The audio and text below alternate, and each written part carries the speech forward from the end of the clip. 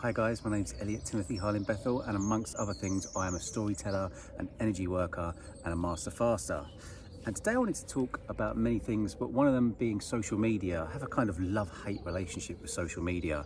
It's like one day they seem to be taking posts of mine down, and then the next minute they're posting up things from my timeline that I'm like, oh, I'm really grateful that you've sent that back for me. And it's a bit of a timeline hop, and it takes me back to something I'd written 3 years ago. So today something's come back to me that I wrote an article about 3 years ago about how when the mass generation open up to the healing capabilities of meditation, I believe that when we change the C in medication for a T, we all start meditating, we need less medication because we will heal ourselves through meditation and through other spiritual processes and other healing modalities that are lighter and more beneficial for us without any of the side effects. So there's a great saying by Dyer, which is change the way you look at things and the things you look at change. There's been a huge process for a lot of people over the last over lifetimes where we have been raising our body's vibrational frequency. And for me, in my last video done, which I haven't uploaded yet, I talk about how I've really started to question the meaning of life over the last 5 years. And was it that we descended into density after Adam ate the apple and we took on this meat suit, this 666 protons, neutrons and electrons, this and decided to descend from higher vibrational frequencies to experience duality, to experience love and hate, and to experience the polarities of them, to then realize that they're just different ends of the spectrum, and that when we come back to that unifying point, we can sort of sit in the middle of the seesaw and look and say, oh, do I want to spend time in love today or do I want to spend time in hate today? But ultimately they're the same thing because we're all connected through the flower of life, and we're not attached to anything, but we're all connected to it. So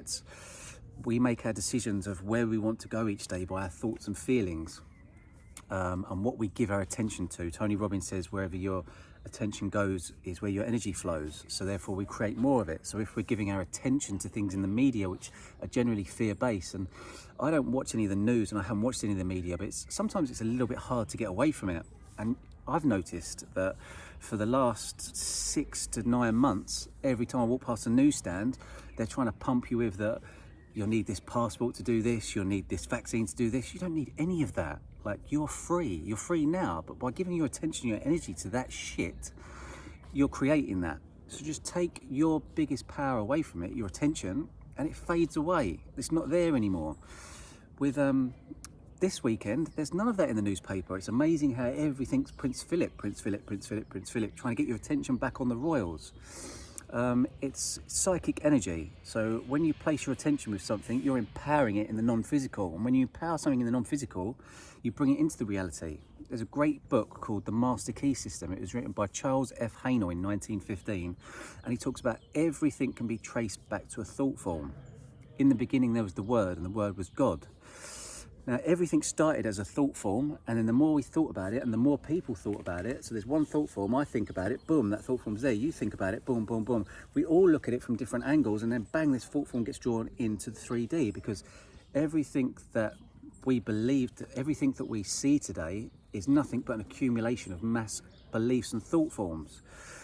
Now, I don't like to talk about science too much because I sat with history for a long time, and I saw that history was just fake. It was his story, and I was to step away from history and forget about it. So take what I'd learned from it and see the progress, and then decide to make my own story, to create your story or my story and not his story, because history is something that's taught to us at an age of 1 to 7 when we're in a theta brainwave. And this is when the brain is like a sponge.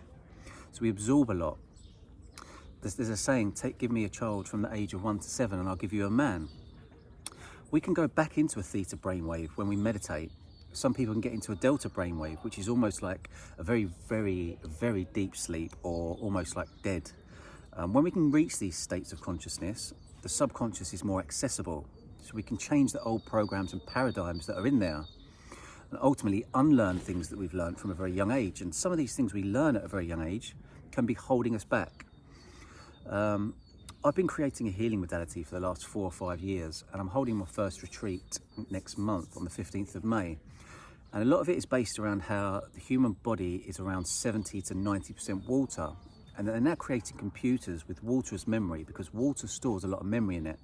And I've studied people like Masaru Emoto, who've shown the effects of sound on water and how it creates different effects, angelic crystalline effects within water. And when you speak negatively to it, it creates completely opposite, like a polluted, clouded, unstructured shape within that water.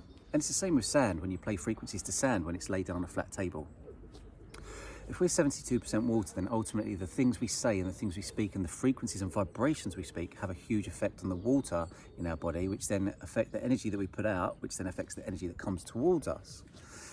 This affects our aura, our energy field, and I've talked about this many times, how people believe this can be 3 inches away from your body or 9 meters away from your body. From what I'm being shown, this can be a lot bigger. And the frequencies we put out into this energy field are the frequencies that come back to us. So what I started to notice over the years when I've been changing this is that, and it's interesting that I just said that with a flock of birds that have just come next to me, that when you create a frequency within your energy field of unconditional love and gratitude, babies and animals start to come very close to you. It's like, and people warm to you a lot more because you're putting out a frequency and an energy of unconditional love. People are more unconditional love and harmony and peace start coming towards you. And you stop attracting these things into your life which you no longer wish to attract, because you've taken your attention away from anything you do not wish to perceive anymore, and you're now placing it on things that you wish to perceive. You've now stepped back into the creator of your reality.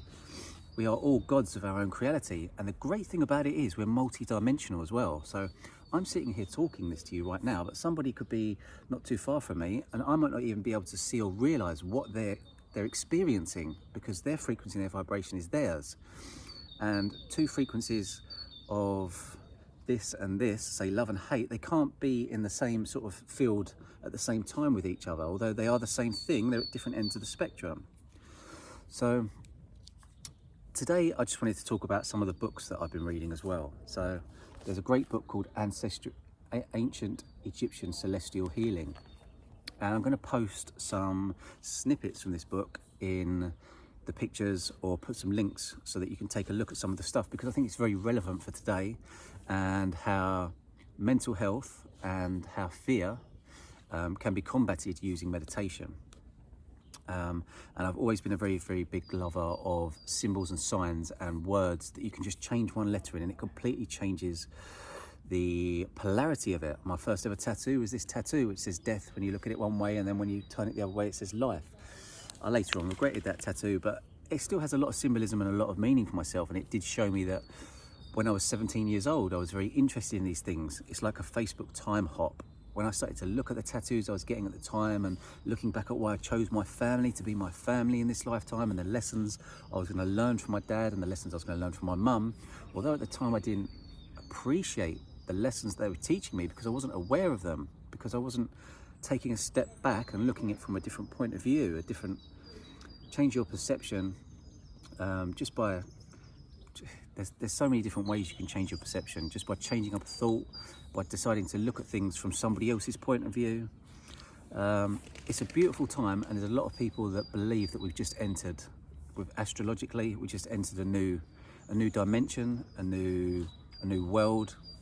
And there's a lot going on in the media for the people that are willing and open-minded enough to see the symbology and the correlations and the synchronicities that are happening to really shift humanity on a massive level at the moment. And myself, I'm a indigo child. I was born in the 80s. We had rainbow children come through, and we now got diamond children coming through. So the children that are coming through at the moment are already born onto this high vibrational frequency. So that's changing the shift of the planet straight away. But for those of us who were born in the 80s and 90s, it's slightly more difficult because we were born on a slightly different vibrational frequency, and we've had a lot of work, and not only work from ourselves and past lives to work through, we've had a lot of ancestral stuff from family bloodlines and from humanity, because we're all brothers and sisters. One of the affirmations I'm really into saying at the moment is everybody around me is family, loved ones, friends, or lovers. And it's changed my whole reality. I don't come across everybody I walk across now. I start a conversation with everyone. It's like everybody knows you and you know everybody. We're really connecting to each other and understanding that by sending out a negative thought to someone, not only are you sending out a negative thought to that person, but you're draining your own energy. It's my belief that sending out a negative thought takes energy away from you, and sending out a positive thought is returned to you more positivity, possibly 3 times each way. That's what I feel at the moment. With the more positive I send out, I feel like it comes back to me 3 times. With negativity, I don't send out negative anymore consciously. There may be some programs I need to work through still, but I'm getting there on a daily basis. Had some real big highs and lows throughout 2021 already. It's like everything I learned in the 2 years before is being compounded into the first 4 months of this year, and I've gone from rock bottom to higher to low to higher to low, to really show me the different thoughts and feelings. And that by feeling down one day, if I feel like I need to take some time and just spend a whole day in bed, instead of fighting that and using that energy to fight it, just fucking stay in bed all day. And when you stay in bed all day, the next day is like, woof. So it's really learning how to utilize our own energy, to understand this instrument, this body that we've been gifted, because ultimately it's a transponder and a receiver. And when we're thinking, we're constantly sending out thought forms and creating. But when we're sitting in meditation, we're in receptive mode. So if you're manifesting something and you're just constantly thinking about it the whole time, this is why they say you need to have the thought and send it out there and be grateful for it and let it go. Let that ship sail so that it can come back to you. Because if you're constantly thinking about it, then you're in lack, because you don't believe that it's already happened. But if you let that ship sail and you just sit and meditate or spend a day doing nothing, then you're receptive to receiving it. And it's very counterproductive when you think about the way you've been brought up for this. But I challenge you to just give it a try and see what happens for yourself. I'm going to end this here, but I'm going to put a little snippet on Facebook as well without the video, where you can just read the article, because sometimes I write these and sometimes I channel them on video and then write it afterwards. But I've really been playing around with it recently, and I'm really looking forward to doing some more of these. And if you're interested in my retreat on the 15th of May, it's for 8 days long. It's 7-day fasting, complete energy reset. And we will be going the first day from 10 till 4 on raw veg and juice. So you have an 18-hour window of fasting. The second day we'll be juicing from 1 till 4. So you have an 18-hour window of fasting. Then we'll be doing 3 days of dry fasting, 72 hours. This is when we go through ketosis. We get into deeper levels, and your testosterone, your growth hormone starts to increase. And your body starts to utilize all the crap, stored energy, sometimes the old memory stored in the water, in the fat cells of your body, and we can completely reprogram the body. And then after that, we taper ourselves out with some juices from 10 till 4, and then some raw veg and some fruits from 1 till 4. And then you finally get to have a meal of your choice, whatever you want, because we'll be going through how much gratitude you put into the food is actually more important than the proteins, fats and carbs that we've been programmed, or that template we were given to master. Once we've mastered that template and we realize that it's actually our energy we're giving to proteins, fats and carbs and our thought forms, and we take that energy back away from it, we start to realize that everything is within us. And once we clean the inside of the cup, the outside of the cup becomes clean.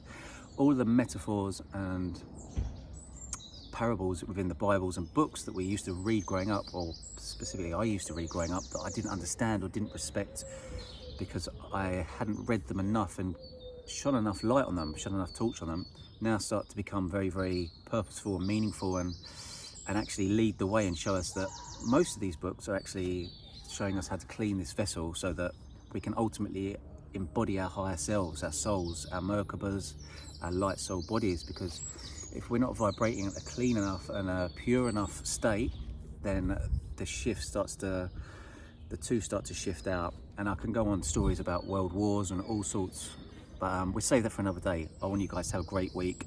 It was a great new moon last night. I hope you all stepped into New Earth and you're loving it. Enjoy this week. Lots of love. Namaste.